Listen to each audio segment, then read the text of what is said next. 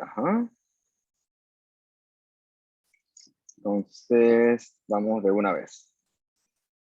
Entonces, yo les había dicho al principio que la clase pasada estábamos estudiando nosotros el temita sobre la biología celular, de cómo la célula se comporta en condiciones normales y bien reguladas.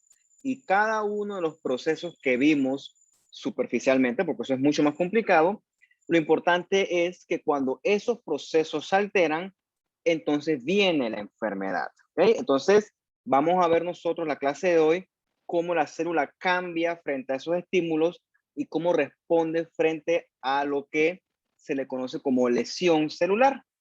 Entonces, antes de entrar en detalle con eso, si se corta me dicen, para saber, pues para no seguir hablando en vano yo. Es importante, ¿aló? Sí se escucha bien, profe. Sí se escucha, profe. ¿Se escucha? Pero ahora yo nada más escucho el audífono derecho y el izquierdo no. A la vida, oye, no estoy de buenas nada, no puede ser. Bueno, puedo vivir con eso. Bien, la cosa es que es importante, antes de comenzar a definir estas cosas, es importante irnos a los conceptos. ¿Qué es la patología? Viene de patos, de sufrimiento, y logía, de estudio.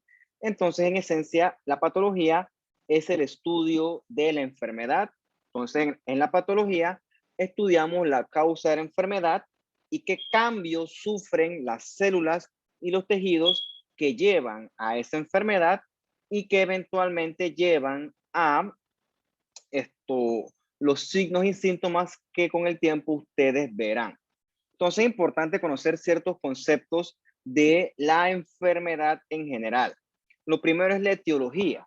Tú tienes la causa de la enfermedad. O sea, paciente sano, una célula sana, ¿qué le puede causar enfermedad?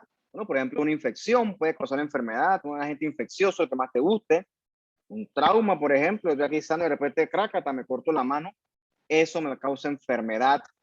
Entonces, una vez que has identificado tu agente etiológico, ese agente etiológico provoca cambios en tus células que se le conoce como patogénesis, o sea, cómo ese agente etiológico, cómo produce la enfermedad.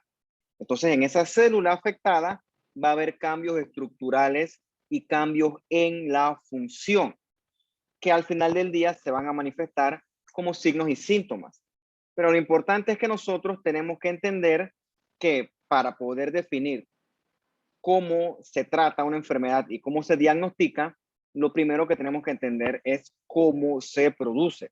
Y eso es lo que esencialmente vamos a estar nosotros estudiando en este curso.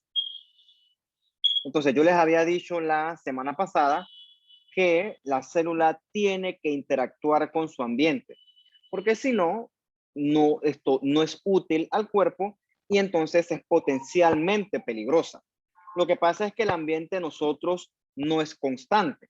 O sea, nosotros a cada rato tenemos cambios en nuestro ambiente que nuestras células tienen que adaptarse a esos cambios y poder acomodarse, como dice aquí, a la demanda.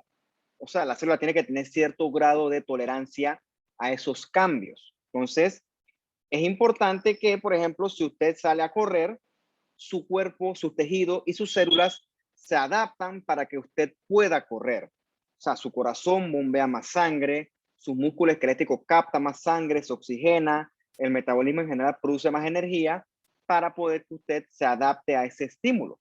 No necesariamente es un estímulo patológico, o sea, es un estímulo simplemente del ambiente al cual su célula tiene que adaptarse. Por ejemplo, si ahorita usted decide hoy no cenar, o vamos a decir que no decide, sino que no puede, o sea, no es que tú te vas a morir por eso. O sea, tu cuerpo sabe cómo adaptarse a esa deprivación nutricional ocasional y entonces tu cuerpo tiene de dónde obtener la glucosa necesaria para poder fabricar ATP. O sea, tu cuerpo se adapta. Entonces, nuestro cuerpo se adapta a cada rato. Nuestras células se adaptan a cada rato que a veces nosotros ni nos damos cuenta. Entonces, cualquier estímulo del ambiente, tu célula va a intentar adaptarse. El problema viene cuando ese estímulo del ambiente es un estímulo nocivo. Entonces, si ese estímulo nocivo es persistente, es dañino, y entonces la célula supera su capacidad de adaptarse, entonces viene la lesión celular. O sea, cuando el estrés sigue puyando a la célula y la célula agotó sus recursos y definitivamente no puede adaptarse, entonces lamentablemente viene la lesión celular. Entonces, dependiendo de qué tipo de estímulo sea, la célula puede entrar en un estado de lesión reversible. O sea, que la célula se alteró por culpa de ese estímulo nocivo, pero eventualmente la célula puede regresar a su estado basal si el estímulo se acaba, ¿okay? Si la lesión, si el agente ofensor se acaba. Entonces, eso es bueno, porque la célula regresa a su estado basal prácticamente como si nada hubiera pasado. El problema es cuando entramos en una una lesión celular irreversible. O sea que entramos en un camino sin retorno, en el cual la célula va a inevitablemente morir. ¿Ok? Entonces va a morir ya sea por necrosis o por apoptosis. Esos son dos conceptos que nosotros vamos a ir elaborando a lo largo de esta clase. Bien, una cosa importante que tenemos que definir es que la muerte celular esto no siempre es algo malo. ¿Okay? Aquí lo estamos definiendo como algo malo en función de que la muerte celular es causa de enfermedad y causa de lesión a los distintos tejidos. Pero la muerte celular también es fundamental para que ciertos órganos se desarrollen, es fundamental para que ciertos órganos crezcan durante el periodo embrionario. Y por ejemplo, o sea, es como, ¿qué te digo yo? Eh, el Metrobús, un Metrobús, el que tú quieras. El Metrobús tiene una capacidad X de pasajeros, digamos que es 50. O sea, tú no puedes meter más de 50 personas al Metrobús porque entonces el Metrobús va a funcionar de una forma subóptima. Entonces, el hecho de que tú metas 100 personas a la fuerza no quiere decir que tú estés haciendo algo bueno. Entonces, si tú quieres meter más personas, lo que tienes es que sacar gente de adentro y los vas recambiando.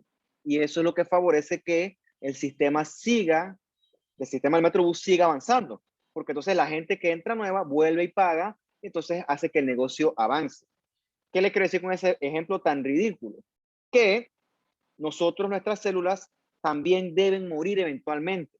Y entonces deben reemplazarse por células nuevas.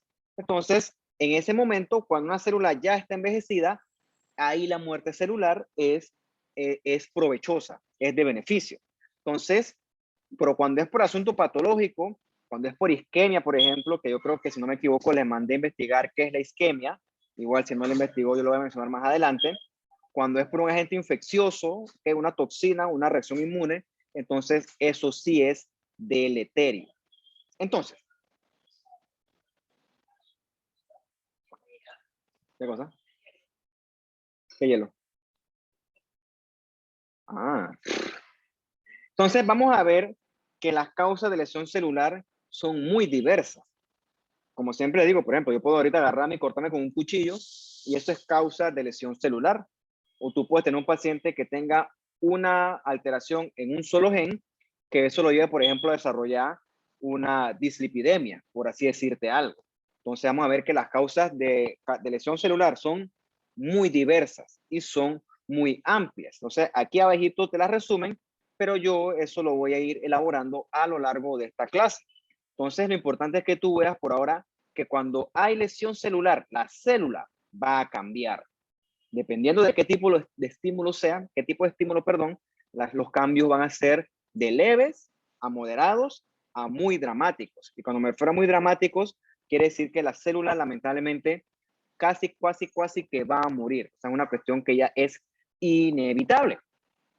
Entonces, lo primero que vamos a discutir es la lesión celular por hipoxia isquemia. Lo voy a leer en este punto. Dice aquí, hipoxia se refiere a la deficiencia de oxígeno, mientras que isquemia se refiere a la disminución de aporte sanguíneo. Parece que son dos términos que son lo mismo, pero no son lo mismo, son muy diferentes. ¿Okay? En la hipoxia lo que hace falta es oxígeno, mientras que en la isquemia se bloquea el aporte sanguíneo. O sea que tú puedes, la isquemia cursa con hipoxia y cursa también con otras cosas.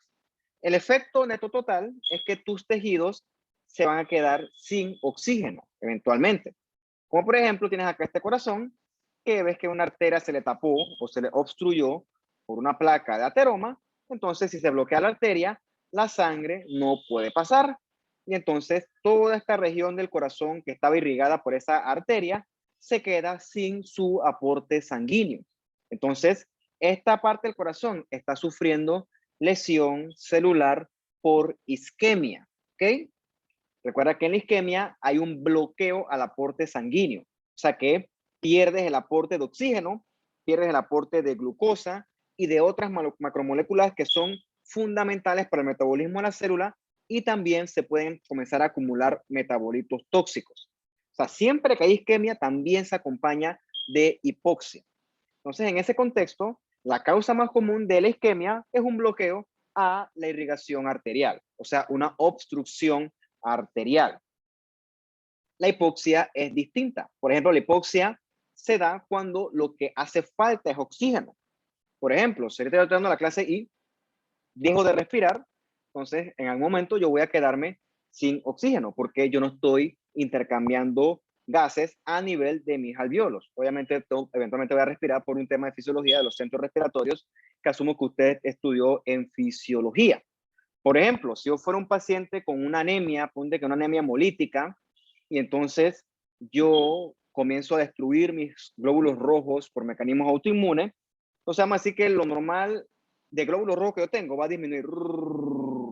Entonces yo no voy a tener forma de transportar el oxígeno en la sangre, y entonces yo también voy a tener cierto grado de hipoxia, ¿okay? Que va a ser más grave dependiendo del grado de anemia que yo tenga. O por ejemplo, puedo tener una intoxicación por monóxido de carbono que desplaza el oxígeno de la hemoglobina, ¿okay? Compite con él y entonces se desplaza el oxígeno y se pega el monóxido de carbono, y entonces eso también puede causar lesión por hipoxia, que si no se maneja a tiempo puede causar muerte. Es una causa de muerte.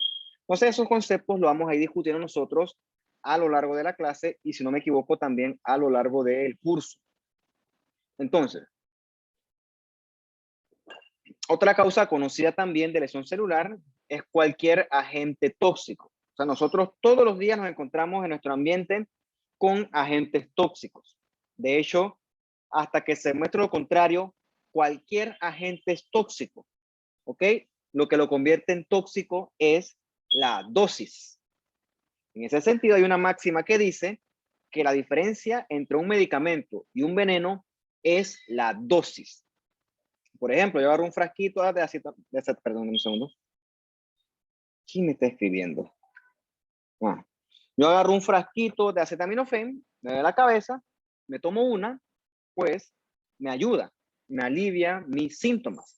Sin embargo, si yo agarro y me como todo el frasco, lo tomo todo, entonces eso sí puede ser y probablemente sea tóxico para mi hígado. Entonces, eso es una causa de lesión tóxica. Entonces, una pastillita de acetaminofén es inofensiva, pero una dosis tóxica, eso sí es nocivo. Lo mismo puede ocurrir, por ejemplo, con el agua. Un vaso de agua no me hace daño, pero si yo me siento y me tomo 2 galones de agua en una sentada, eso eventualmente puede ser deleterio. Lo mismo con la sal. Un poquito de sal no hace daño, pero si yo agarro y me tomo un montón de sal en la comida, eso con el tiempo me va a causar daño. Lo que le quiero decir con los tóxicos es que no necesariamente son venenos. Son cosas que nosotros lidiamos todos los días, pero solamente que nosotros las lidiamos en dosis que son tolerables. Por ejemplo, el alcohol. Yo me tomo ahorita una Miller Lite, no pasa nada.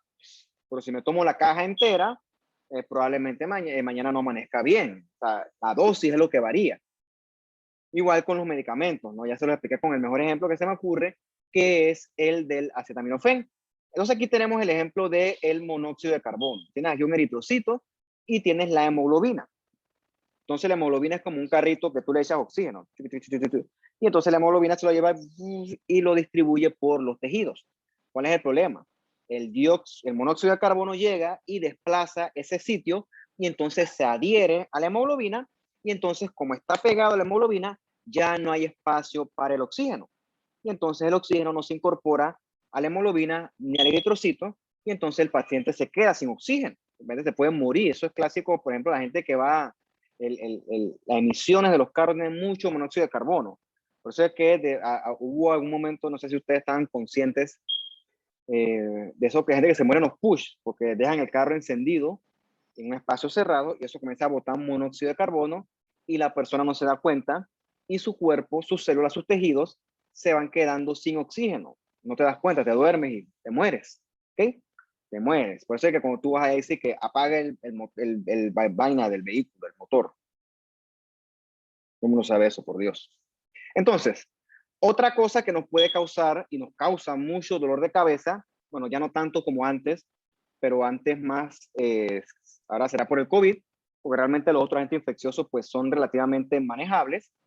Los que se me ocurren que sean dolor de cabeza, ponte que son el HIV, ponte que puede ser también las bacterias que son, sobre todo nosocomiales, que son resistentes a antibióticos.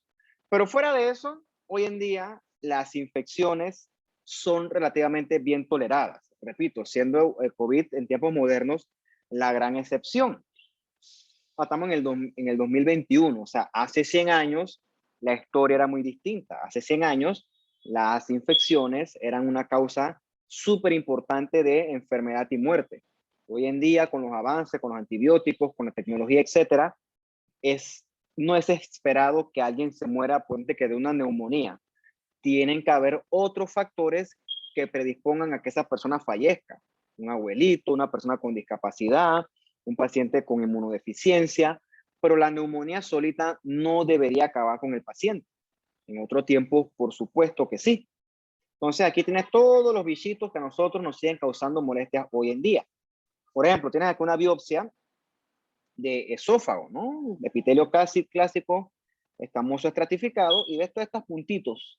Son levaduras, un montón de cándidas, una candidiasis a toda mecha.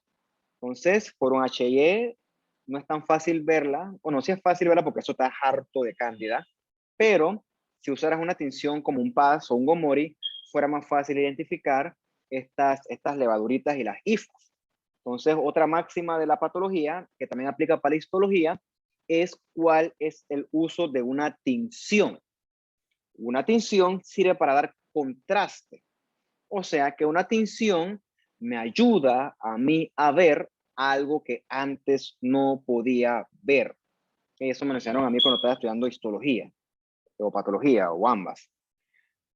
Entonces, pero obviamente esto no ocurre en una persona inmunocompetente, porque tu sistema inmune tiene las herramientas para agarrar esas hifas, esas cándidas y eliminarlas. Esto siempre ocurre en el contexto de un paciente con inmunosupresión. El mejor ejemplo es una candidiasis en el contexto de un paciente con SIDA. Bien. Otra cosa que también nos causa lesión celular es cuando nuestro propio sistema inmune es hiperreactivo. O sea, en las famosas enfermedades autoinmunes. Eso nada más lo voy a mencionar porque en su momento hay una clase completa en la que nosotros discutimos cómo nuestro cuerpo, cuando no se regulan los mecanismos inmunes, cómo nos causa enfermedad. ¿Qué color de zapatos? ¿Qué color de cuestión de arete y eso? ¿Dónde qué restaurante es? ¿Semi-formal o formal? El verde. Sí. El rojo como más de día.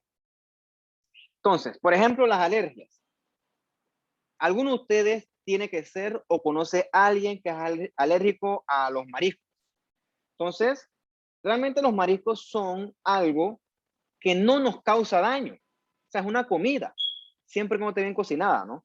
Entonces, dime tú, ¿qué función tiene la alergia?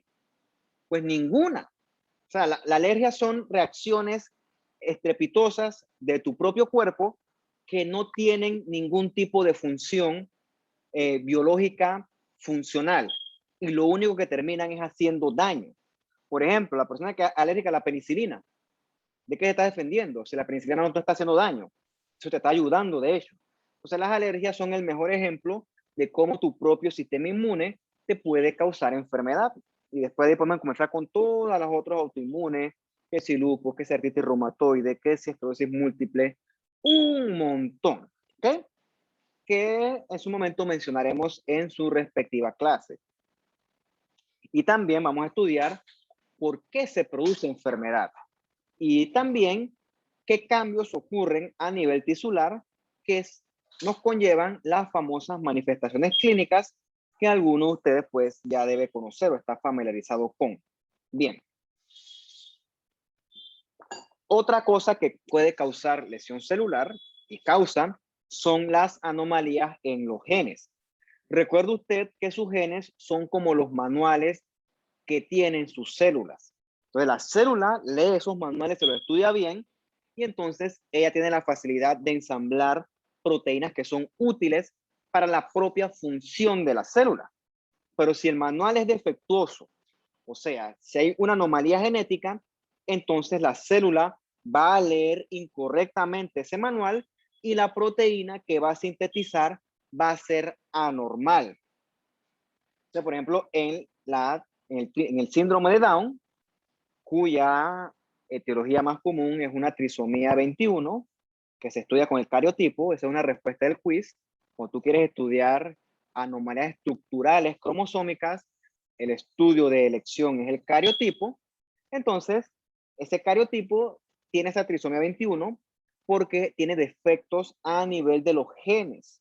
Entonces, ese cromosomita además genera un montón de errores a nivel de la célula que conllevan a todas estas manifestaciones del síndrome de Down que usted conoce, ¿no? A ese fenotipo clásico del paciente de síndrome de Down, pero claro, el problema para el paciente no es el fenotipo ni su relativo grado de retraso mental. Y digo relativo porque en verdad son personas que hoy en día se pueden desempeñar tan bien como cualquier otra persona. De hecho, hay síndrome de Down que son mejores que muchos que consideramos sanos. Eso es un hecho demostrado. El problema es que los pacientes con síndrome de Down también tienen predisposición a tener alteraciones estructurales del corazón. O sea, tienen cardiopatías congénitas, tienen mayor riesgo de desarrollar, por ejemplo, leucemias, entre otras cosas que sí ponen en riesgo su vida. Por ejemplo, la anemia falciforme. En la anemia falciforme hay un cambio en una pequeñita base nitrogenada. ¡Clic! Es como si cambiaras un tornillo por otro. Entonces, eso hace que se codifique otro aminoácido a nivel de la estructura de la hemoglobina, que hace que los eritrocitos se deformen cuando se tiene algún tipo de menor oxigenación. Es una cosita chiquitita, íntima, así, parece superficial, pero bueno, lleva a un montón de cosas. ¿Por qué? Porque si alteras el manual, si alteras el gen, todo lo que se produzca con el gen va a ser disfuncional. Eso es como si tú me dejaras a mí, mira, ahí hay un carro, perdón, ahí tienes una cajeta con las piezas de un carro y ahí está el manual. Dale, ármalo. Y yo, pum, pum, pum, me das a mí un mes para armarlo, te lo armé. Y yo te apuesto que ese carro, el que se monte y lo anda, se va a matar. ¿Okay? Porque mi construcción del carro es defectuosa, es deficiente. Entonces, algo similar ocurre con los genes. Si el gen codifica de una forma deficiente, la proteína va a ser deficiente. Las proteínas van a ser deficientes y eso le causa un montón de alteraciones a la célula. Por ejemplo, usted puede hacer la casa, se te compró un terreno, ponte que, no sé por qué se me ocurre Chilibre ahorita, ¿por qué será? Compró un terreno en Chilibre, grande, y tú vas a una casa, es una casa bien pretty, piscina, 3 pisos, pero tu fundación es débil, entonces tu casa se te van a rajar todas las paredes. Entonces, eso es lo importante, o sea, si la estructura de la célula no es sólida, eventualmente vas a tener alteraciones que, por ejemplo, va a llevar a errores en el metabolismo, va a llevar a que se acumule ADN dañado, y entonces eso con el tiempo va a llevar a lesión celular. Entonces, cuando el asunto ya no es reparable, eventualmente eso va a llevar a muerte celular. Entonces, se aplica tanto para las enfermedades congénitas, genéticas, como también a la progresión de las distintas neoplasias que nosotros discutiremos, perdón, al final del curso. Bien. Otra causa que causa enfermedad es, por supuesto, las deficiencias nutricionales. Una cosa importante es que una deficiencia nutricional no solamente es el paciente desnutrido, sino que en tiempos modernos es de forma general el paciente malnutrido, que en este sentido se le considera el paciente que está sobrenutrido, o sea, el paciente obeso. Porque usted sabe que el paciente obeso no solamente es que está gordo y ya. O sea, ese paciente obeso tiene un montón de alteraciones de base. Perdón, no que encima con agua caliente, que es agradable. Tiene un montón de alteraciones de base que lo predisponen a un montón de complicaciones.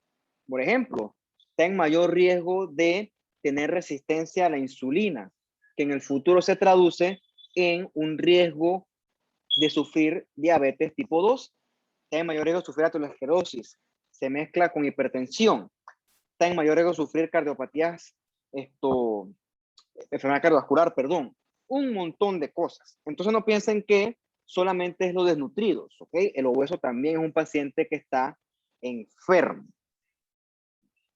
Hablar de desnutrición, pues se cae de su peso. Obviamente lo que nosotros comemos al final del día se convierte en la materia prima o el sustrato que nuestra célula utiliza para ensamblar todos nuestros componentes. O sea, si yo no como, mi célula eventualmente se va a quedar sin sustrato.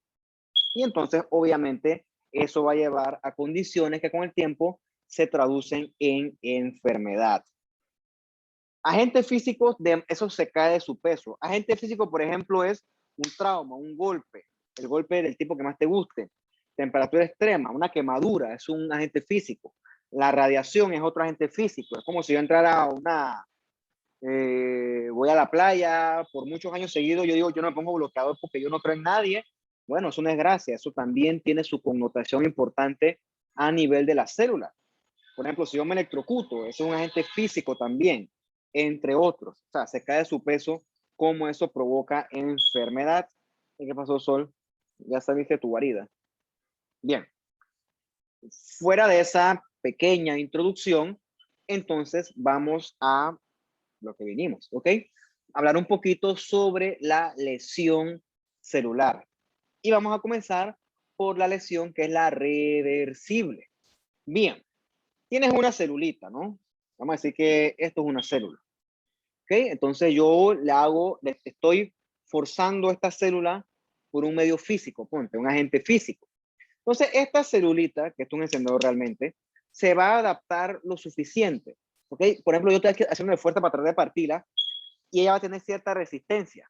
Pero si yo sigo ejerciendo fuerza en ella y no contento con eso, yo aplico más fuerza, va a llegar el punto que esto se rompa.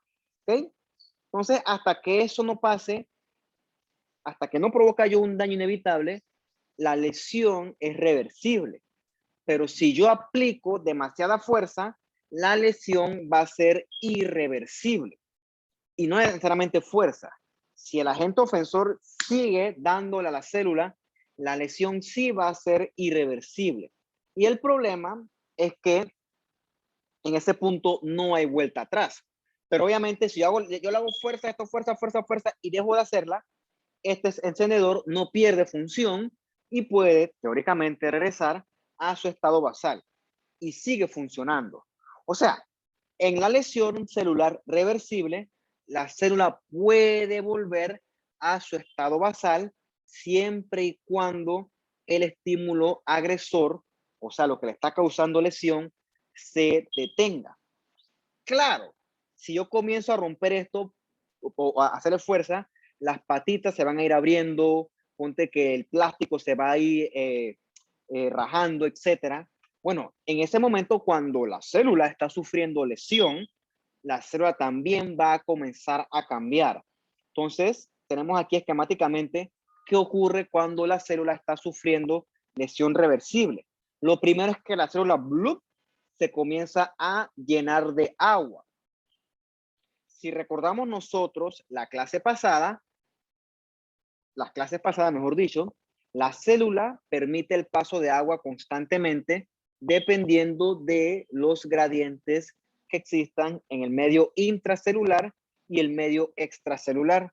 Esos gradientes van variando dependiendo de la condición que tenga el cuerpo.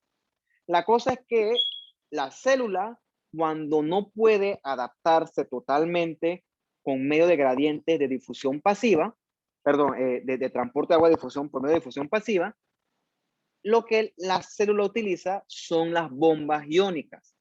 Por ejemplo, utiliza la bomba de sodio y potasio para sacar agua a la fuerza, ¿ok? O lo contrario, para meter agua a la fuerza, dependiendo de en qué momento o en qué estado de osmolaridad esté nuestro cuerpo en ese momento. Entonces eso ocurre y nosotros ni nos damos cuenta. Nosotros ni nos damos cuenta. Por ejemplo, yo agarro ahorita y me siento y me tomo 2 litros de soda, por decirte algo. Entonces yo le estoy metiendo a mi cuerpo buco agua y buco soluto. Entonces eso me va a alterar a mí mi osmolaridad, va a alterar la concentración de agua y de líquido en el medio extracelular. Entonces, ¿por qué la célula no se altera? Bueno, porque la célula tiene mecanismos para adaptarse y volver a su estado basal independientemente de las concentraciones entre medios. ¿Cómo lo logra? En un principio con mecanismos de difusión tipo pasiva, pero si no es suficiente, entonces la célula comienza a utilizar las bombas iónicas que sí son dependientes de energía. Bueno, ¿por qué les digo esto? Porque cuando hay lesión celular, los mecanismos de bombas iónicas comienzan a fallar y la célula se comienza a llenar de agua porque no tiene cómo sacarla, porque el sustrato, que es el ATP, comienza a fallar producto de la lesión celular. Entonces, el balance de electrolitos y de agua en la célula se altera, se comienza a alterar, ¿ok? Entonces, en ese momento también los organelos se pueden comenzar a dañar, ¿ok? Pueden comenzar a sufrir alteración. La membrana plasmática también sufre alteración. Entonces, en ese punto la célula está siendo atacada, pero aún ella puede aguantar. La célula puede cuadrarse y defenderse y recibir golpe. Todavía puede hacerlo porque todavía estamos en un punto que es reversible. Bueno, ¿qué ocurre si nosotros vemos una célula con lesión reversible al microscopio? Bueno, dijimos que las bombas iónicas se alteran, porque esto que está acá arriba en la A es un riñón, son unos túbulos renales con histología conservada, ¿no? Clásico, epitelio, cúbico, simple. Mientras que lo que tenemos acá abajo es un riñón que está siendo golpeado. Entonces dijimos que algo que hace la célula es que aumenta de tamaño, ¿ok? ¿Por qué? Porque la célula comienza a hincharse y tú ves las células como acá se ven más grandototas y se ven menos uniformes. Entonces, en ese sentido, ese órgano que está siendo afectado, como sus células aumentan de tamaño por el exceso de líquido, el órgano también crece, ¿ok? Pero se pone, por así decirlo, se hincha de tanta agua que está reteniendo, ¿ok? Entonces, otra cosa que puede pasar es que el órgano se pone pálido, porque si el órgano aumenta de volumen, los capilarcitos se aprietan y llega menos sangre. Entonces, por eso es que también puede ocurrir el fenómeno este de palidez. Entonces, con el tiempo, si el estímulo agresor sigue ocurriendo, tú ves que el citoplasma de las células comienza a verse claro, porque dentro del citoplasma se comienzan a acumular vacuolas, ¿ok? Se llama un cambio hidrópico o degeneración vacuolar. La otra cosa que se puede comenzar a acumular es grasa dentro de las células. Eso es sobre todo prominente en el hígado, ¿ok? Por ejemplo, esto que tenemos acá es una biopsia hepática, ¿ok? CB es central vein, es la vena central, y PT son las portal triadas, ¿no? Las triadas portal. Usted sabe que en la triada portal hay 3 cosillas, ¿no? Está una rama de la arteria hepática, está una rama o una ramificación de la vena porta, y está el dúctulo biliar. Entonces, este hígado que está acá es un hígado anormal. Ves que hay muchas gotas de grasa. Hay un concepto importante con esto, que cuando el hígado se llena de grasa, no es que el hígado se llenó de adipocitos, no es eso. Es que los hepatocitos, su citoplasma comenzó a acumular grasa, ¿ok? Entonces, todo esto que usted ve acá son hepatocitos llenos de grasa en su interior. ¿Y por qué está ocurriendo esto? Bueno, porque el hepatocito está sufriendo lesión celular. El ejemplo más conocido de esto ocurre en los pacientes con una ingesta elevada de alcohol. O sea, el alcohol en dosis anormales, o sea, en dosis elevadas, es tóxico a varios tejidos, sobre todo a el hígado, porque recuerda que el hígado es el encargado de metabolizar ese alcohol.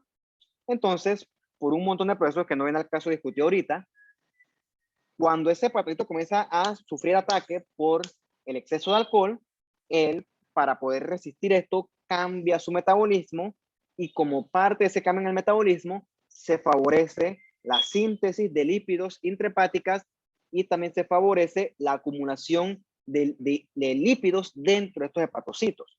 O sea, realmente lo que está ocurriendo en estos hepatocitos llenos de grasa es evidencia de que hay daño celular. En este caso, daño celular al hepatocito. Entonces, esto se llama esteatosis, es otra forma de decir hígado graso.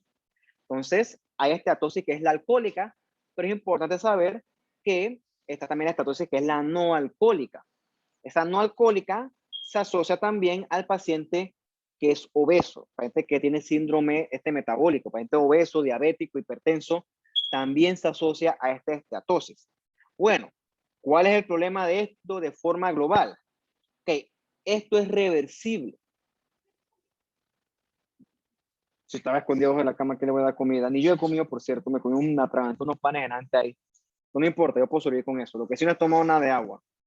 Bueno, el punto es que cuando yo veo esteatosis hepática, hay lesión celular.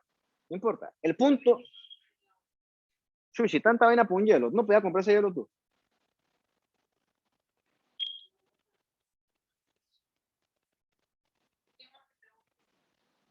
Estás mal, Liliana.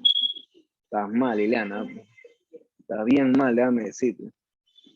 Bueno, lo que está causando esto es una lesión. ¿Okay? Hay un agente lesivo que me está lesionando mi hepatocito. Bien, el hígado es un órgano bien particular. Si tú le quitas el agente ofensor, la probabilidad de que esto regrese a su estado basal es alta. ¿Okay? Esto es reversible. Por ejemplo, si esto fuera un paciente alcohólico y el paciente hace abstinencia, al cabo de un año le hacen una biopsia hepática de vuelta y este hígado va a estar nuevecito, de paquete, porque el hígado tiene una gran capacidad de regeneración. El problema es cuando la lesión celular continúa y entonces esto se comienza a inflamar. Y entonces cuando eso se inflama, entonces viene lo que vamos a discutir en las próximas clases, que cuando algo se inflama, se repara. Entonces, esa reparación, si es muy extensa, entonces no es que se regenere el hígado, sino que se reemplaza por tejido fibroso. Si eso ocurre a lo largo de muchos años, entonces viene con el tiempo lo que se le conoce como fibrosis hepática, que es mejor conocida como cirrosis hepática, que también a su vez es un factor de riesgo para el desarrollo de carcinoma hepatocelular. Entonces, esta progresión está bien descrita. Esteatosis hepática, esteatohepatitis, después viene la cirrosis y después viene el riesgo de progresión a cirrosis. ¿Okay? Entonces, son cosas que están descritas hasta ahora. No es que son 100%, pero comienzan con una lesión celular que en el contexto adecuado es reversible. Otra lección para ustedes. La cirrosis no es exclusiva de los alcohólicos. Sí se asocia, pero cualquier agente etiológico que te cause lesión hepática, si no se detiene, te puede al final progresar una cirrosis. Por ejemplo, una hepatitis medicamentosa, una hepatitis secundaria infecciosa, un virus de hepatitis. Por ejemplo, una hepatitis autoinmune. Si no se controla, eso con el tiempo puede progresar y desarrollarse eventualmente con los años, obviamente, una cirrosis. Bien, ¿qué otras cosas ocurren en la célula que está sufriendo ataque, que está sufriendo lesión? Entonces, el citoplasma se pone más rosadito, como lo tienes aquí, ¿no ves que está bien rosadito el citoplasma? O sea, eso se llama más eosinofilia. Hablando, por ejemplo, de este túbulo renal, ves cómo se pierden las estructuras apicales de superficie, ¿ok? Mejor dicho, las microvellosidades. Otra cosa es que las uniones intercelulares que mantienen epitelio con epitelio pegadito, ¡cluc!, se rompen. Entonces aquí como queda como disgregado el epitelio, ¿no? y ves cómo hay como unos espacios blancos entre epitelio y epitelio. Eso es porque se están alterando las uniones intercelulares. Las mitocondrias también comienzan a sufrir daños y los retículos endoplasmáticos se hinchan. Y lo otro que tú puedes comenzar a ver es que parte de los lípidos de la membrana se comienzan a integrar al citoplasma y se pueden ver como figuras de mielina. O sea, literalmente la célula se está comenzando a derrumbar. ¿Ok? Obviamente, si el estímulo lesivo para, la célula puede comenzar a restaurarse. Pero si esto sigue, puede que entremos al punto de no retorno. ¿Ok?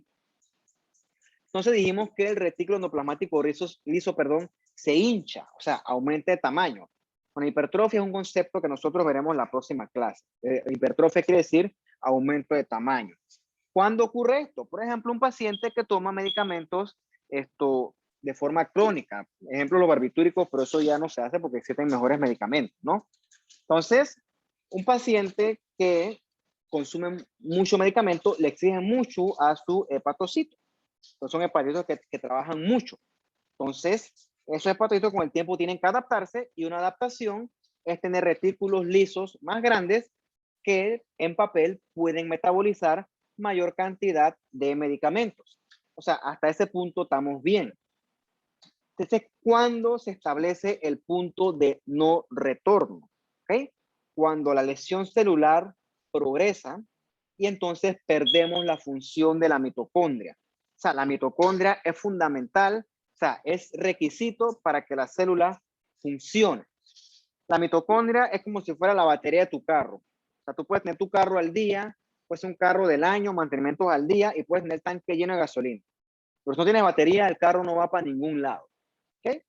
No va para ningún lado. O sea, la mitocondria cumple esa función en tu célula. O sea, cuando hay lesión celular, la mitocondria comienza a dañarse. Entonces, cuando la mitocondria sufre daño ya sin retorno, ya la célula prácticamente está rumbo a morirse. Otra cosa que se puede alterar y es muy grave es la estructura de la membrana plasmática. Y otra cosa que nos preocuparía también es el DNA, que se pierda la integridad del DNA.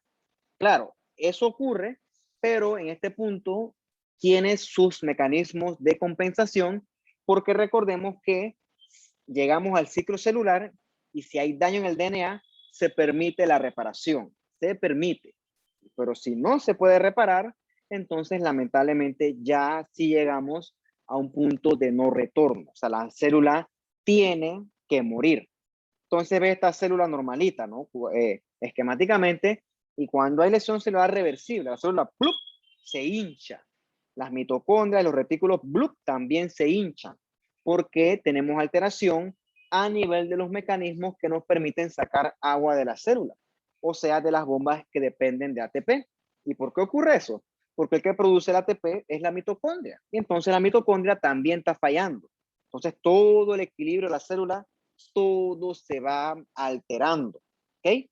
Sin embargo, si lo que está causando esto se elimina, la célula tiene la capacidad de recuperarse y regresar a su estado basal, siempre y cuando el estímulo se acabe. Si el estímulo no se acaba, entonces la célula va a sufrir lesión irreversible, que termina inevitablemente en la muerte celular. Bien, una cosa importante es que hay distintos tipos de agente que puede lesionar una célula. Dame un segundo para algo rapidito. Ya. O sea, no es lo mismo que yo me queme con metiendo la... no es lo mismo que yo me queme tomando un café caliente, que yo me queme porque, qué sé yo, me electrocuté en la casa. No es lo mismo. O sea, ambos son agentes físicos, pero obviamente la electricidad es mucho más dañina que quemarme yo tomando un café, por Dios. No es lo mismo yo cortarme cocinando, que eso es un trauma, que ahorita Dios no quiera, yo agarre el carro y me estrelle, es un trauma mucho mayor.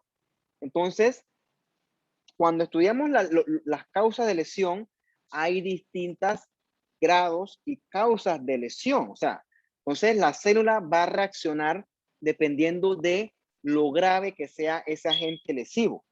¿Ok? Entonces decimos que es un insulto severo. O sea, un insulto severo es un insulto bien grave.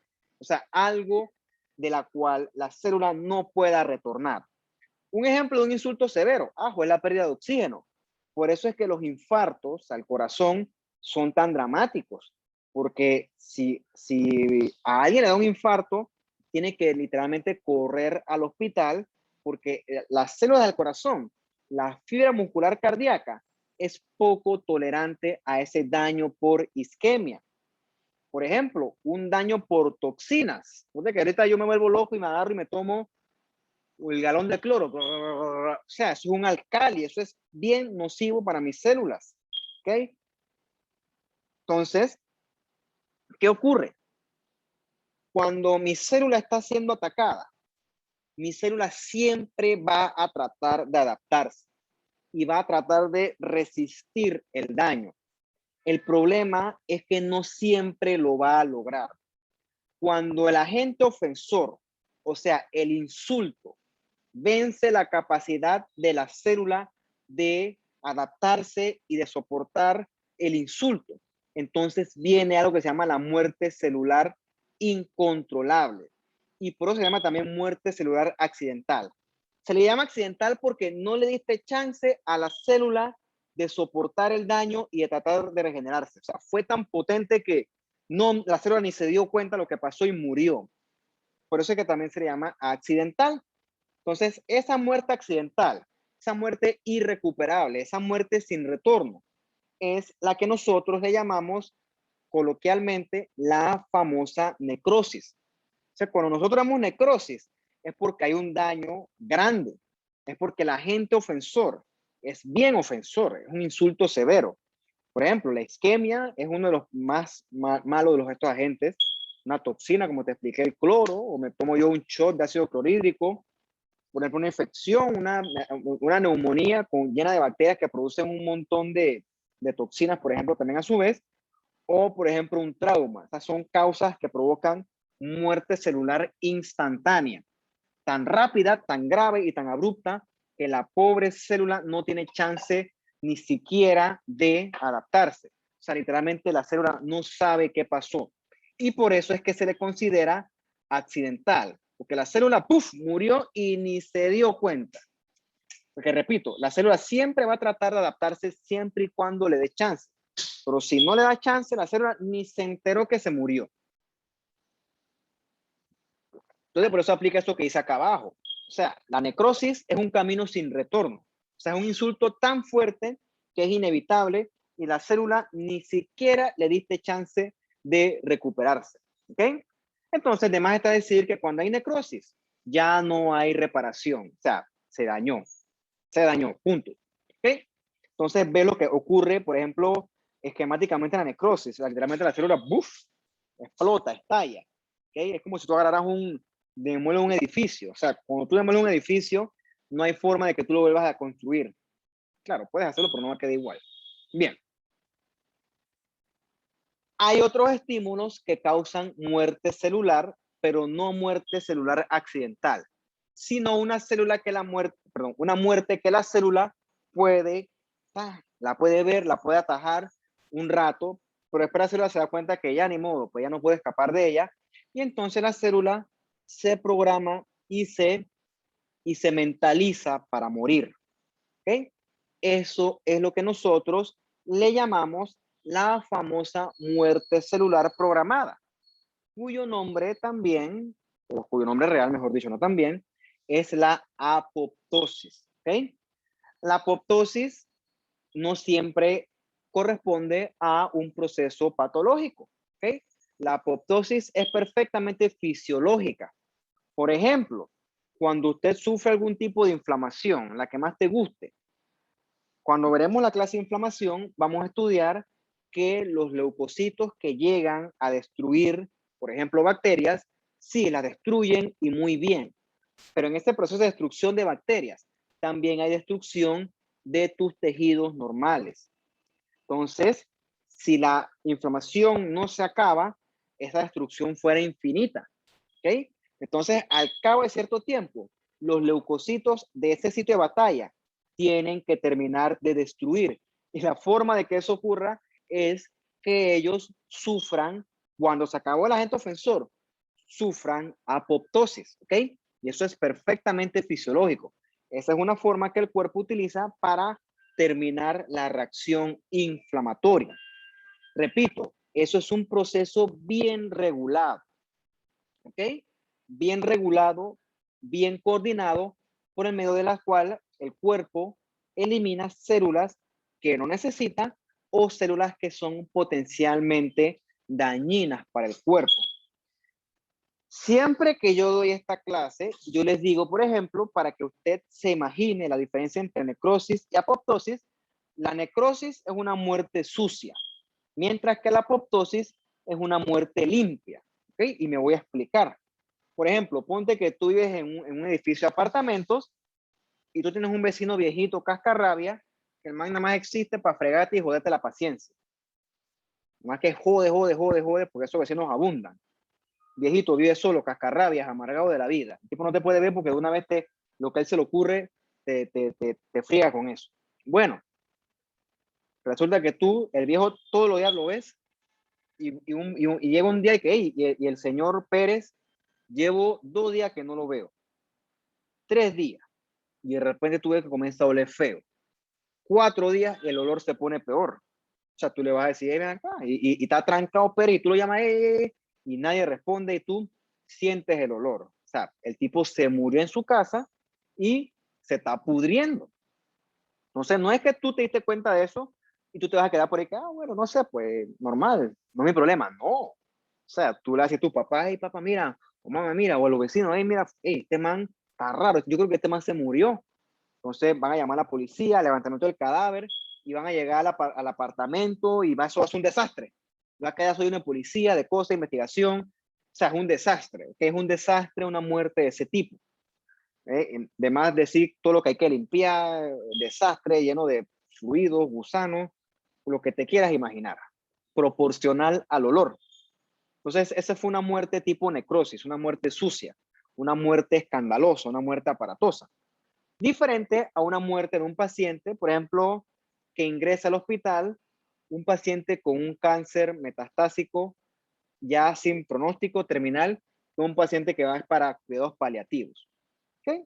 Es un paciente que tú sabes que se va a morir. Lo que él vino fue a morirse sin sufrimiento. Llega el paciente, sí, le pone su morfina, su oxigenito, le dan su alimentación, toda su cosa para el dolor, y resulta que el paciente un día, 2 días, y al tercer día el paciente se falleció, pues, cuando ese se murió. ¿Le vas a hacer RCP a ese paciente? ¿Lo vas a intubar? No, ¿para qué? No, tú, mira, ve, ya el señor Pérez ve, ya falleció. No, lo que tú haces es nada más le cierras los ojitos, lo tapas con la sábana, le quitas los aparatos, llama a los familiares, le dices, ya estoy esperado. O sea, una muerte limpia. O sea, allá no hay policía a investigar qué pasó. O sea, una muerte limpia porque ya sabíamos lo que iba a pasar, a pesar de que fuera inevitable. Entonces, en ese sentido, todo fue programado. El paciente lo cubren con la sábana, lo llevan a la morgue, hacen el proceso y después lo entierran y ya, no pasa nada. Una muerte programada. Distinto al Pérez apartamento, que el tipo explotó, se reventó y quedó suelto un desastre. Entonces, ese es un ejemplo que se me ocurre a mí para explicarles algunas diferencias entre una necrosis y una apoptosis. La necrosis hay desorden y por lo tanto otra cosa que hay en la necrosis, hay mucha inflamación. ¿Por qué? Porque a tu cuerpo, y al mío tampoco, no le gustan las células muertas. ¿Ok? Es como tu casa, tú no puedes permitir que la basura se acumule. ¿Ok? Cuando tu basura se está acumulando, yo estoy seguro que hay que sacarla, porque ni modo que tú vas a tener en tu casa un cerro patacón. Con el cuerpo ocurre un fenómeno similar. En nuestro cuerpo, las células muertas son basura, son potencialmente nocivas. Entonces, nuestro cuerpo tiene que eliminar esas células que son potencialmente nocivas. Y nuestro cuerpo logra eso por medio de la inflamación. Que la inflamación llegue, comienza a comerse ese pocotón de células necróticas. ¿Ok? En la apoptosis, virtualmente no hay inflamación. Virtualmente. Repito, es una muerte limpiecita. Desde el punto de vista patológico, las células que sufren apoptosis son aquellas células que no pueden reparar su ADN y no queda de otra que eliminarlas. ¿Ok? Ese es el mejor ejemplo de cuando vemos apoptosis patológica. Bien. Cuando vemos necrosis, vemos cambios morfológicos mucho más aparatosos que en la lesión celular reversible. Literalmente la membrana celular explota. Y cuando eso explota, todo el contenido de las células se libera. Parte de ese contenido incluye enzimas. Enzimas que se activan y comienzan a digerir el propio contenido de la célula. Recuerda que a tu cuerpo no le gusta eso y tu cuerpo comienza a llamar, con bastante gas, por favor, comienza a llamar bastante inflamación. ¿Ok? ¿Qué cosa? ¿Qué vas a decir? ¿Qué vas a decirme? Ah, por favor. Bueno, por ejemplo, puedes hacer ejercicio, puedes agarrar la paleta ahora y ¡pucutu! Meter un puñetazo de lleno. O sea, tu mano se va a hinchar, se va a inflamar. Porque cuando tú le diste ese golpe seco a la pared, las células que recibieron ese impacto murieron por trauma, por lesión física. Y dependiendo de qué tan grave sea esa lesión física, mayor cantidad de células van a morir, perdón. Entonces, por eso es que la necrosis, en este caso, que es una muerte no controlable, una muerte accidental, también va a llamar inflamación, la elección. La lesión celular irreversible tipo necrosis siempre va acompañada de inflamación. Esa inflamación lo que está tratando de hacer es eliminar esas células muertas, como si fuera un camión de basura, y con el tiempo tratar de reparar ese potencial daño, ¿ok? Entonces, el problema es que esas células inflamatorias que llegan ahí también provocan más daño, ¿ok? También pueden y provocarán más daño. Entonces, otra cosa que vemos en la necrosis, recuerden que es irreversible, eso es una redundancia, es que la mitocondria dejó de funcionar. Eso es como si tú vas manejando y de repente el carro se te quedó sin gasolina, ¿ya? Por el gusto. El carro, hasta que tú no eches gasolina, el carro no va a andar. O sea, se quedó sin gasolina. O sea, es una cosa irreversible, ¿ok? Va a haber daño irreparable a las membranas. Y otra cosa que usted va a ver es la acumulación de las especies, reactivas de oxígeno, también conocidos como los radicales libres, moléculas que son extremadamente inestables y que causan destrucción a los componentes de las células, a las macromoléculas. Si no me equivoco, eso lo vamos a mencionar más adelante. Y espero no equivocarme, por cierto. ¿Y qué pasa aquí? Bien. Del punto de vista morfológico, o sea, cuando tú lo ves al microscopio, ¿qué tú ves en la necrosis? Repito, esta es un túbulo renal normal y, con histología conservada, y esta C es una necrosis. Bueno, ¿qué tú ves? Que el citoplasma se ve todo rosado, ¿ok? Completamente rosado, y puedes ver algunas vacuolitas de líquido en el citoplasma. Una cosa fundamental que tú ves son cambios en el núcleo, ¿ok? Es más, tú ves células que están vacías, o sea, células sin núcleos. Y ves otros núcleos que se ven bien moraditos, o sea, que se ven densamente basofílicos, o intensamente basofílicos, mejor dicho. Ese cambio se llama pignosis. O sea, el núcleo se achurra como si fuera una pasita y la cromatina de él se pone bien condensada, ¿ok? Ese núcleo achurradito también se puede fragmentar, ¿ok? Eso se llama cariorexis. Y eventualmente, ¡pluf!, se rompe, ¿ok? Eso se llama cariolisis. Al punto que hay tanta digestión del núcleo por estas enzimas DNAsas que hay células vacías, ¿ok? Células sin núcleo, porque ya el núcleo fue digerido por las propias enzimas estas. O sea, son cambios mucho más dramáticos que que lo que nosotros vemos en la lesión reversible. ¿Okay? Lo que tú tienes aquí es un fantasma de lo que antes fue una célula.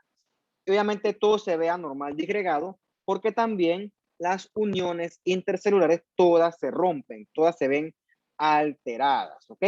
Otra cosa que puede hacer esta célula muerta es acumular mucha grasa en forma de ácido graso. ¿Qué ocurre? Los ácidos grasos son afines por el calcio y si hay mucha lesión celular con el tiempo, puede haber mucho depósito de calcio y esos tejidos se pueden calcificar, como lo tenemos acá nosotros. Esto que está acá es una mucosa de tracto gastrointestinal, lo más probable es que sea, parece como de intestino delgado, si no me equivoco. No importa qué mucosa sea, lo que pasa es que está muy golpeada, pero estas depósitos basofílicos que tú ves acá, son puras calcificaciones. ¿Okay? Esto es un, estoy creo que un intestino delgado, si no me equivoco, que no puse la leyenda, se me pasó. Ok, esto, tú ves aquí, todos estos son depósitos de calcio. ¿Qué ocurre aquí? Aquí hay tanta lesión celular que las células se llenan de grasa, de ácidos grasos, y esos ácidos grasos son afines, son afines por el calcio.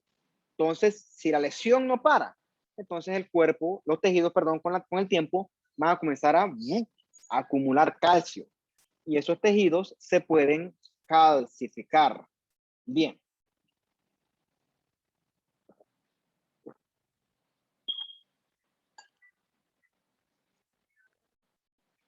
No.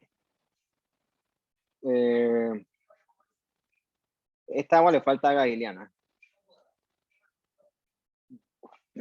Bacala. Pero me la tomar porque tengo buco sed, pero no, no entiendo, no entiendo. ¿Qué hace con esos gatos ahí? Ay, ayudando. Bien, otra cosa que nosotros vemos es que hay muchos tipos de necrosis, ¿ok? Y vamos a estudiar cuáles son. El primer tipo es la necrosis coagulativa. La necrosis coagulativa es interesante porque el órgano conserva su arquitectura. ¿Lo ves, no? Este es un riñoncito y ves que el área que sufrió necrosis coagulativa es bien delimitada y no se altera de forma tan aparatosa la arquitectura propia del órgano. Eso lo vamos a comparar cuando veamos los otros tipos de necrosis. Entonces, la necrosis coagulativa casi siempre obedece un daño celular por isquemia, ¿ok? Entonces, por lo general hay muchas áreas, o sea, la necrosis por lo general es bien extensa. ¿Qué ocurre? Cuando hay isquemia, ya vimos que es porque por lo general lo que hay es una obstrucción a una arteria, entonces la célula se queda sin su aporte de oxígeno, de nutrientes, entre otras cosas. Entonces, un evento curioso que ocurre en la necrosis coagulativa es que también se afectan las proteínas estructurales y las enzimas, sobre todo las enzimas.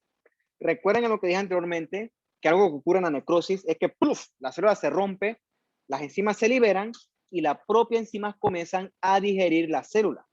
Pero ¿qué ocurre? En esta necrosis coagulativa, las enzimas están, por así decirlo, desactivadas, ¿ok? Por lo tanto, no hay proteólisis, ¿ok? Perdón, se evita la proteólisis. Y lo que tú tienes es una célula con la conservación de su estructura celular. Realmente lo que tú ves en la necrosis coagulativa es esto que está acá abajo. Tú ves como un fantasma de lo que alguna vez fue la célula.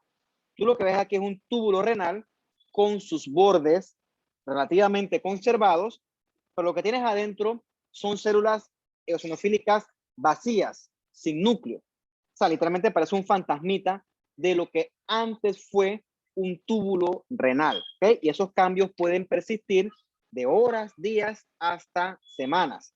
Recuerden, es el clásico patrón de necrosis que nosotros vemos cuando hay isquemia. Recuerda que a tu cuerpo no le gustan estas células muertas. Por lo tanto, tu cuerpo va a llamar inflamación para que se las coma. Entonces, he esperado en este tipo de necrosis ver mucha inflamación. Entonces, ¿cuándo vemos necrosis coagulativa? Por ejemplo, un corazón que se infartó es el mejor ejemplo que se me ocurre. O, perdón, o este riñón que ya les dije, ¿no? Una excepción a la regla es el cerebro, ¿ok? Cuando el cerebro sufre daño por isquemia, entonces el cerebro cumple otro tipo de necrosis, que es la necrosis licuefactiva. Esa es una excepción única, ¿ok? Bien, bien curiosa. Pueden preguntarme por qué, pero eso se los voy a dejar para que usted lo investigue si tiene curiosidad. Esto que te queda un corte coronal de un cerebro. Usted ve aquí, es como si agarras el cerebro y lo metes en una licuadora. O sea, toda la estructura se pierde. Por ejemplo, aquí tú puedes agarrar este riñoncito y los bordes de la isquemia son bien discernibles. O sea, son bien demarcados. Mientras que aquí en la licuefactiva, tú no me puedes a mí decir exactamente cuáles son los bordes, porque eso es como si fuera un puré, literalmente. Bien. ¿Dónde nosotros tenemos necrosis licuefactiva? Cuando hay mucho daño, ¿okay? Cuando el daño es persistente y hay un ataque masivo a la célula.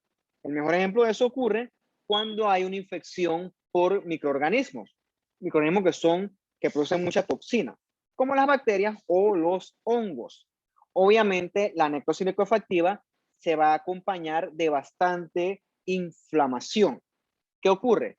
Cuando estudiemos la clase de la inflamación, veremos que las células, los leucocitos, uno de sus mecanismos de producir daño es daño hacia el agente ofensor, por cierto, es liberar enzimas. Lo que pasa es que esas enzimas también le pegan a nuestras propias células y son como si fueran una especie de ácido. Son enzimas hidrolíticas que digieren nuestro propio tejido. Literalmente lo licúan, pedazo como si fuera un puré, ya les dije eso. ¿Ok? Ya le dije, ¿no? La excepción a esto es cuando el cerebro sufre hipoxia, ¿ok? Que en vez de ver necrosis coagulativa, vemos necrosis liquefactiva. Esa es la gran excepción. Del punto de vista morfológico, si viéramos, por ejemplo, un pulmón con una neumonía activa, vamos a ver que toda la estructura se perdió. ¿Ok? Aquí todo va a estar revuelto. Va a ser una gran masa de tejido inflamatorio con neutrófilos, con macrófagos, con linfocitos, con restos celulares y con restos de microorganismos, restos de bacterias.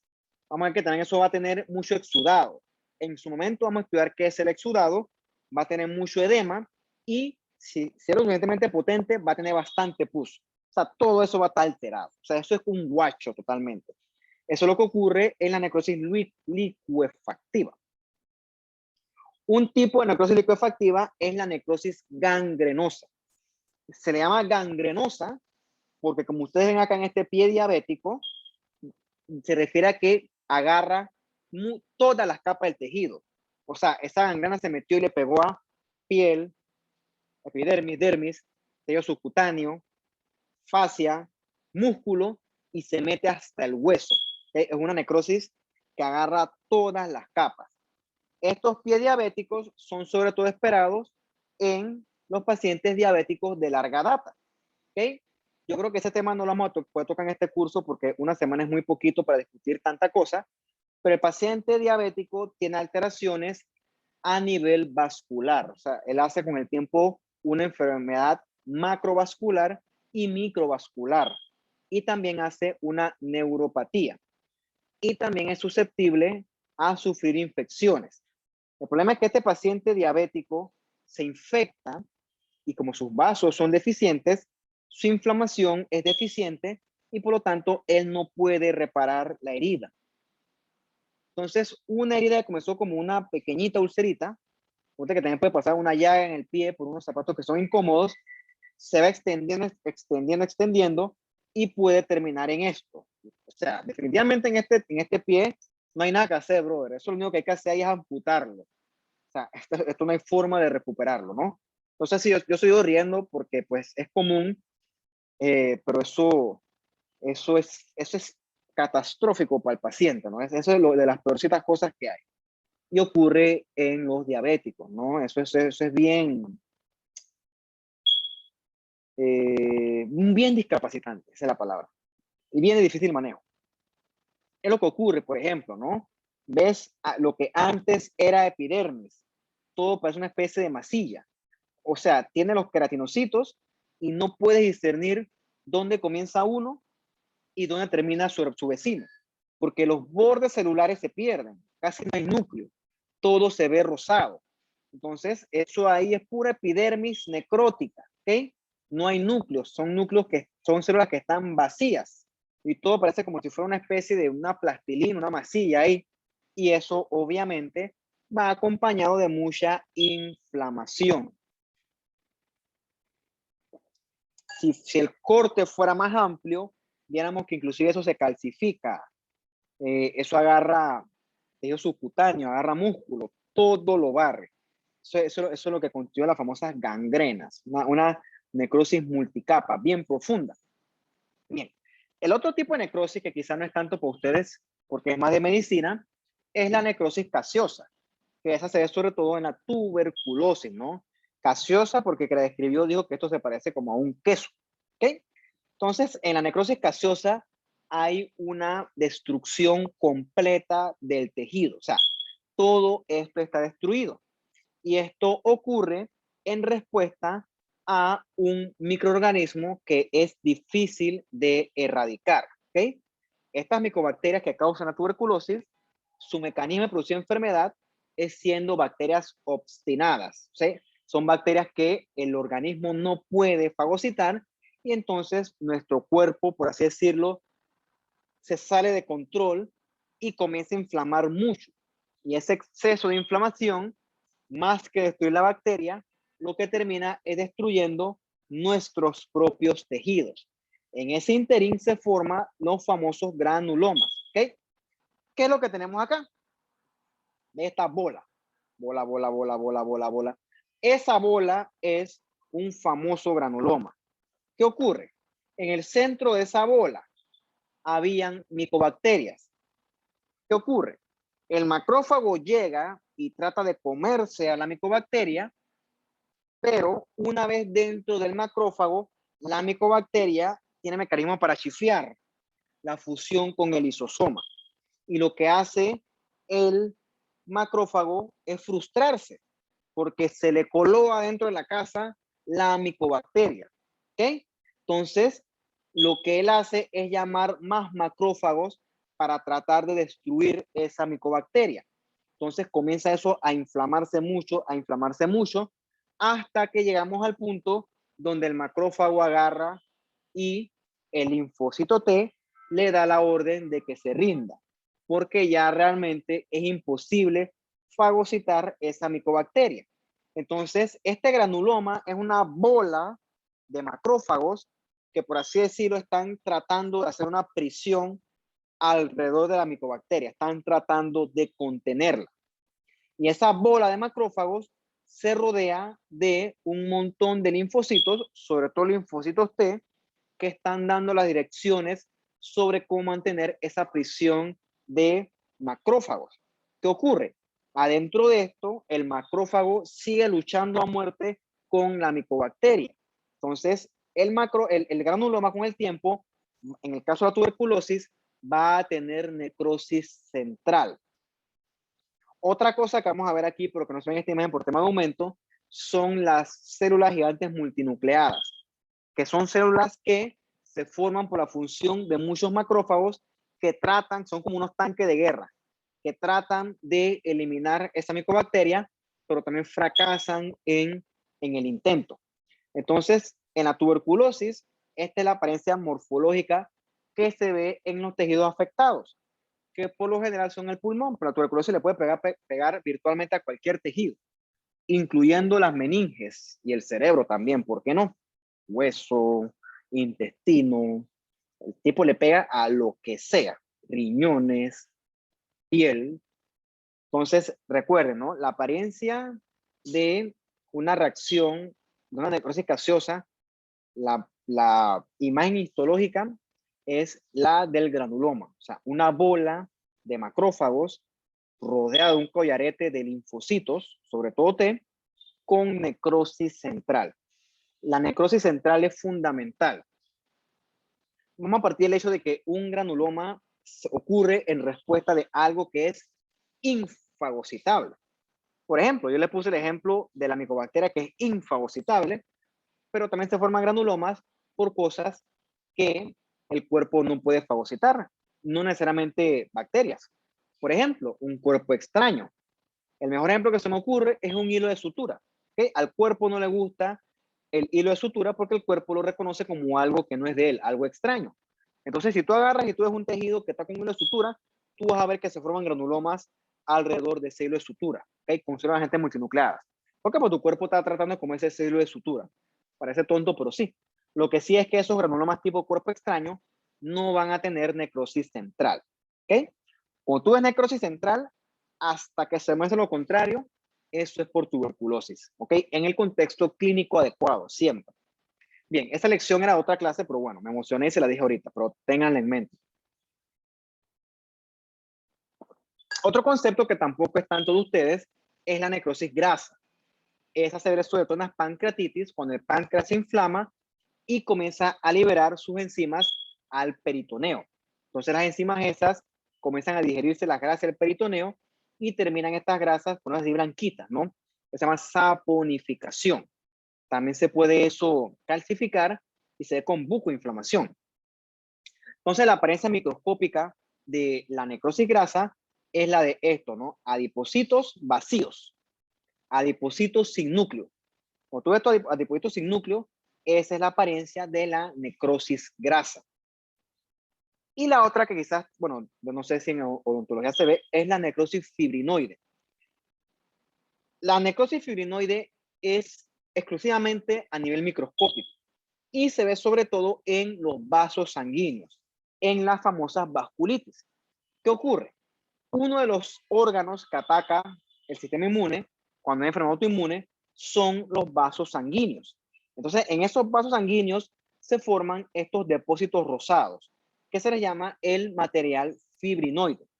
Este material rosado es complejo inmune, complejo de antígeno-anticuerpo que se deposita alrededor de los vasos. Eso es clásico de las vasculitis, que repito, siempre obedece o casi siempre obedece una etiología autoinmune. Bien. Eso con respecto a las necrosis. Ahora vamos a discutir un poquito de las apoptosis. Ya dijimos que la apoptosis también se le conoce como la muerte celular programada.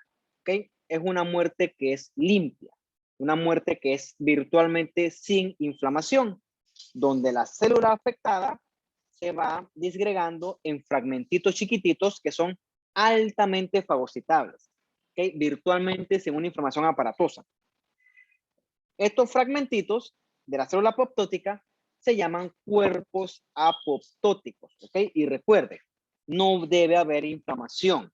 Eso lo diferencia completamente de la necrosis. Entonces ya hemos dado ejemplos donde la apoptosis es fisiológica. El mejor ejemplo que se me ocurre ahorita es para detener la inflamación cuando ya no es necesaria. Pero les dije que también puede ser patológica cuando el cuerpo comienza a acumular mucho daño en el DNA. O sea, cuando ya hay mucho daño al DNA y ese daño no puede ser corregido, entonces el cuerpo dice, lamentablemente, tu celulita no puedes, carajo,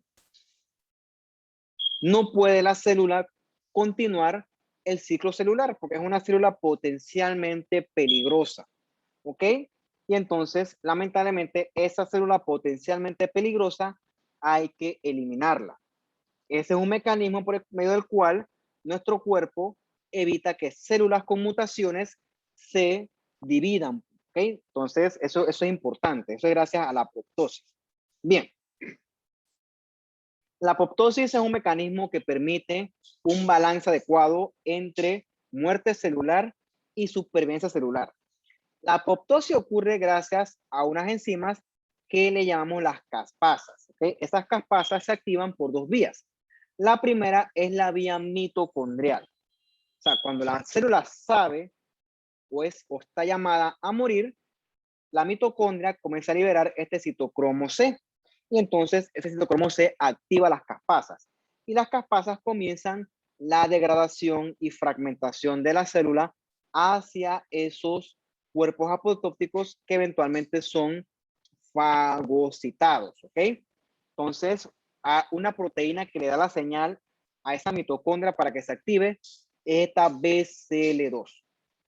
BCL viene de B-cell lymphoma 2, porque son proteínas que se han estudiado mucho en las neoplasias, en este caso los linfomas. Entonces, células que tienen mutaciones o alteraciones en esta BCL2 hacen lo contrario, no hacen apoptosis y proliferan sin control, para que se hagan más o menos una idea. Y otra forma que se utilizan para activar las caspasas es por la vía de los receptores de muerte. Por ejemplo, tenemos una célula infectada por el virus del papiloma humano. Entonces, tu linfocito T citotóxico detectó esta célula infectada y la induce a morir gracias a esta vía de receptores de muerte. O sea, le provoca una apoptosis este linfocito para que esta célula no pueda replicarse y podamos definitivamente eliminar ese virus. Bien. ¿Cómo se ve un cuerpo apoptótico en el microscopio? Se ve así como una celulita, un fragmento celular chiquitito, ¿ok? Con un núcleo. Se entrecorta, está inestable la conexión. Un segundito. Esta aquí me sale de que la conexión está inestable. Ay, qué fastidio.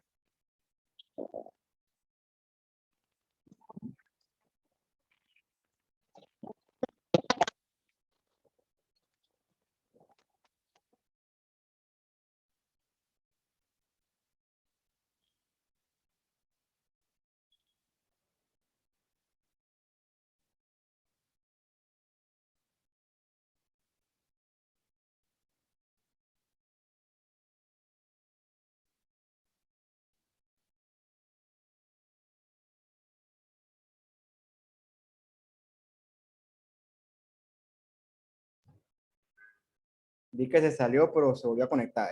¿Ya se escucha bien? Sí, profe.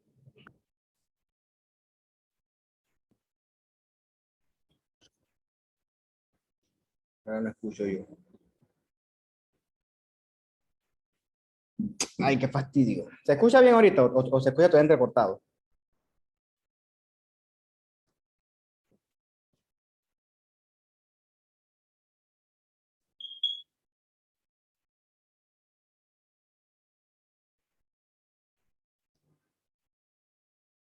Respondo, me parece si seguimos o no. Sí, profe, ahora sí. Yo no sé por qué yo tengo los audífonos puestos y no está conectado eso al vaina. Tiene desesperado esto. Pésimo servicio.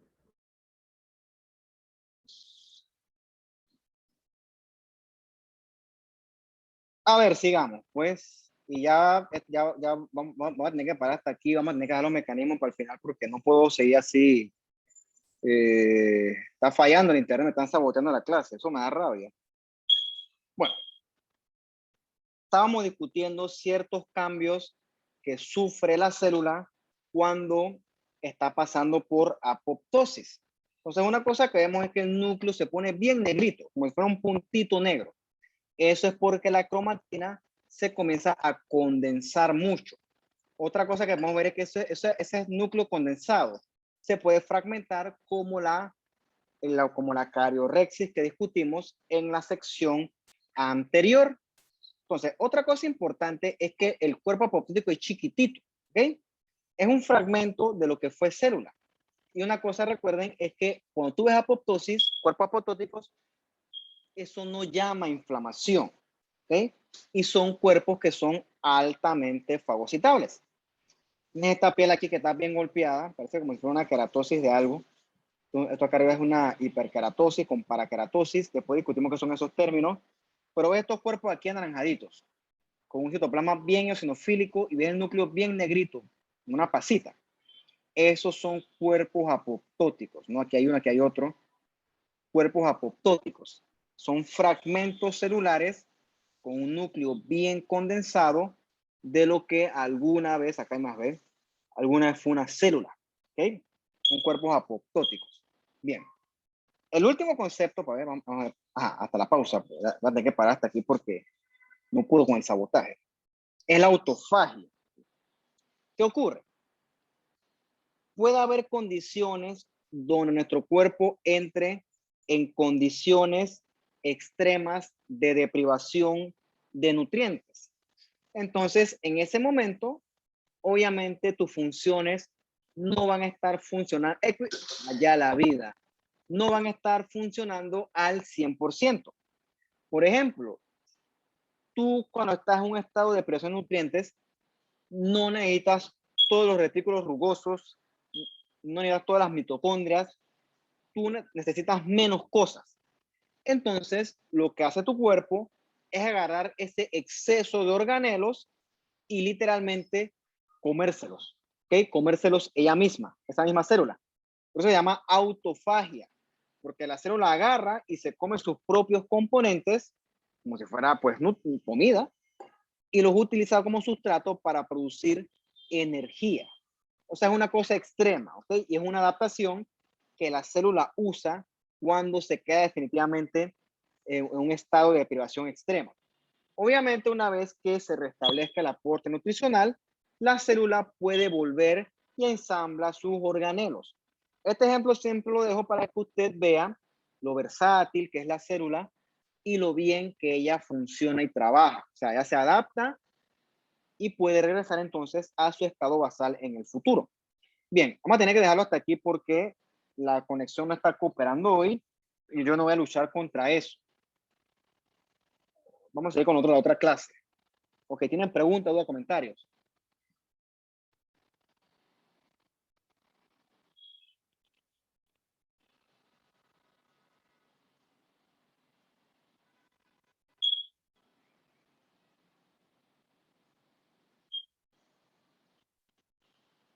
No.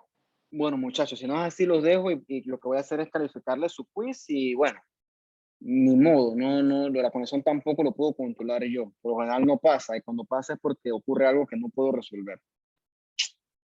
Vamos a ver qué hago. Ok. Bueno, muchachos, cuídense y que estén bien, pues. Vamos a ver cómo se va la grabación. Igual, Chao. profe. Chao. Hasta luego. Gracias. Chao, profe, Bye. igual, que pase igual. Gracias, profe. Chao, chao, chao, chao, chao, chao, chao, chao, chao, chao, chao.